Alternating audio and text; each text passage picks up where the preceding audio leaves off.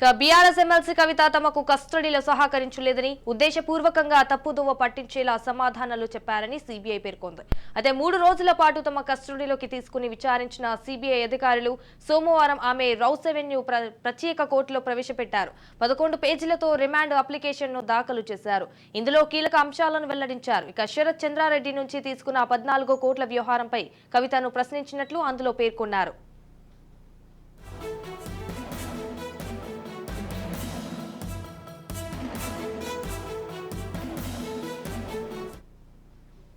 శరత్ చంద్రారెడ్డి, గోరంట్ల బుచ్చిబాబు, విజయ్ నాయర్తో జరిగిన సమావేశాలపై కస్టడీ సందర్భంగా ప్రశ్నించామని, వాటికి కవిత సూటిగా సమాధానాలు చెప్పలేదన్నారు.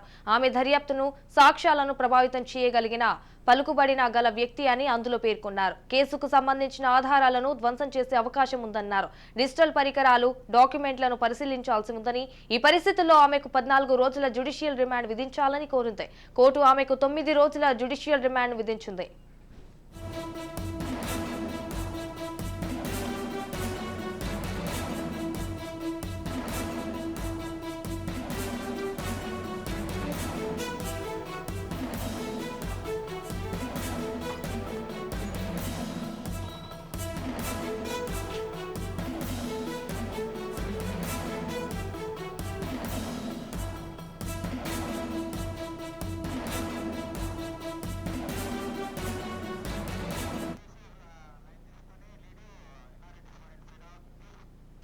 బీఆర్ఎస్ ఎమ్మెల్సీ కవిత తమకు కస్టడీలో సహకరించలేదని ఉద్దేశపూర్వకంగా తప్పుదోవ పట్టించేలా సమాధానాలు చెప్పారని సీబీఐ పేర్కొంది. 3 రోజుల పాటు తమ కస్టడీలోకి తీసుకుని విచారించిన సీబీఐ అధికారులు సోమవారం ఆమెను రౌస్ అవెన్యూ ప్రత్యేక కోర్టులో ప్రవేశపెట్టారు. రైట్ గా దీనిపై మరింత సమాచారం మా crime bureau chief Inna Reddy phone in ద్వారా అందిస్తారు. ఇన్నారెడ్డి చెప్పండి దీనికి సంబంధించిన అప్డేట్స్ ఏంటి?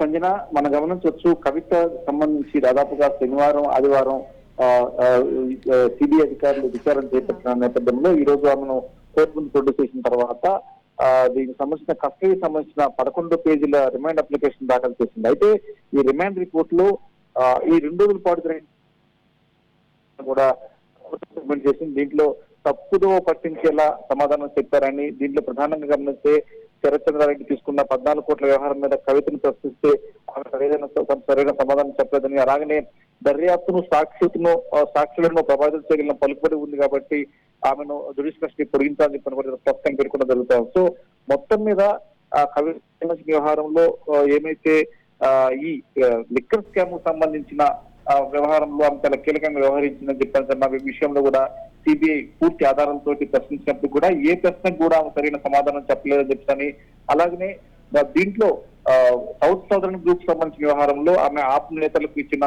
100 కోట్ల రూపాయలకు సంబంధించిన వ్యవహారంలో కూడా ఆమె సరైన సమాధానం చెప్పలేదు. ఎవిడెన్స్ చూపించినప్పుడు కూడా చెప్పలేదు. అలాగే సౌత్ సౌదర్న్ గ్రూప్ సంబంధించిన కొంతమంది వ్యక్తులు కలిసి మీటింగ్ ఏర్పాటు చేసుకున్న వ్యవహారంలో కూడా ఆమె ప్రశ్నించినప్పుడు, అంటే ఈ హోటల్లో వాళ్ళు ఏర్పాటు చేసుకున్న మీటింగ్ సంబంధించిన వ్యవహారంలో కూడా పూర్తి స్థాయి ఎవిడెన్స్ చూపించినప్పటికీ కూడా ఆమె దాని మీద కూడా సరైన సమాధానం చెప్పలేదు. మనం కనుక బయట కనుక ఉంచితే ఖచ్చితంగా సాక్ష్యం ప్రమాదం చేసి గతంలో కూడా ఎవరైతే అప్రూవల్ గా మారిన వ్యక్తి బెదిరించిన నేపథ్యం ఉంది కాబట్టి ఎట్టి పరిస్థితుల్లో ఆమెను జ్యుడిషియల్ పొడిగించాలని చెప్పని కూడా సిబిఐ తమ రిమాండ్ లో పోయింది. ఇదే కాకుండా ఇప్పటి వరకు తమ విచారణలో ఎలాంటి సమాచారం ఇవ్వకుండా తప్పుదో పట్టించే ప్రయత్నం చేసింది కాబట్టి మరోసారి ఆమెను సిబిఐ కోర్టు అనుమతితోటి విచారించేందుకు ప్రయత్నించినట్టుగా మనకు సమాచారం. మొత్తం మీద ఓవరాల్ చూస్తే కవిత విచారణకు సాగిస్తుందని చెప్పని సిబిఐ తన 11 పేజీల రిమాండ్ రిపోర్ట్ లో పేర్కొనరుస్తా ఉంది. సంజన, ఎస్సినారెడ్డి అయితే ఆమె దర్యాప్తును, సాక్షులను ప్రభావితం చేయగలిగిన పలుకుబడి గల వ్యక్తి అని అందులో పేర్కొన్నారు. అయితే మరి కేసుకు సంబంధించిన ఆధారాలను ధ్వంసం చేసే అవకాశం ఉందన్నారు. అయితే దీనికి సంబంధించిన డీటెయిల్స్ చెప్పండి.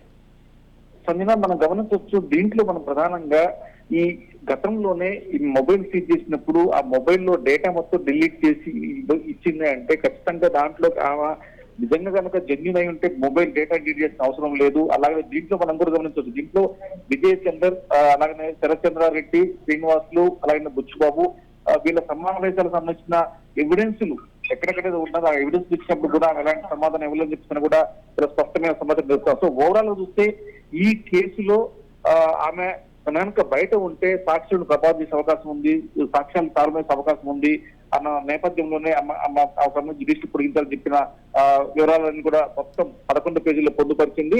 దీని మొత్తంగా ఖచ్చితంగా ఏమైనా గనక ఉంటే సాక్షులు ప్రభావితం చేస్తుంది. అలాగనే శరత్చంద్ర తీసుకున్న నగదు అంటే ఓవరాల్ గా ఏ ప్రశ్నకు జరిగినప్పుడు కూడా ప్రతి ప్రశ్నకు దాటవే సమాధానం చెప్పడం, తర్వాత ఆమె తప్పుడు సమాచారం ఇవ్వడం బట్టి చూస్తుంటే మాత్రం ఖచ్చితంగా అన్నిటిని కూడా తారుమారు చేసే ప్రయత్నం చేస్తుంది. కాబట్టి అలాగనే సాక్షులను తారుమారు చేయడమే కాకుండా దీనికి సంబంధించి కేసు విషయంలో బయట ఉంటే మాత్రం సాక్షులను ప్రభావితం చేసే అవకాశం ఉందని చెప్పని కూడా సిబిఐ భావిస్తూ తన 11 పేజీల రిమాండ్ రిపోర్ట్ లో పేర్కొనడం జరిగింది.